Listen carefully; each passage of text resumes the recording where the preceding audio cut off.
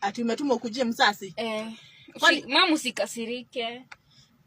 Mwalimu amekaa chini akakwambia ukujie mzazi. Ulikuwa umefanya nini? Sio hivyo, ni marafiki waliingia dormitory wakachukua vitu za wengine, nikaambiwa niko kwa list. Ukaambiwa ama ulikuwa? Mimi nilichukua tu tissue 2 na rangi ya viatu peke yake.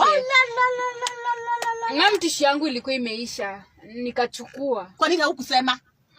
Ungeomba mwalimu simu unipigia nikutumie pesa ya kununua vitu. Mama utumangi pesa, si unanitumianga 100. Ati 100? Na hiyo 100 inafaa kumaliza tamu mzima. Mama unanitumianga pesa kidogo. Tissue ambao sabuni ya 10, omo ya 5. Mimi siwezi tumia tissue ambao.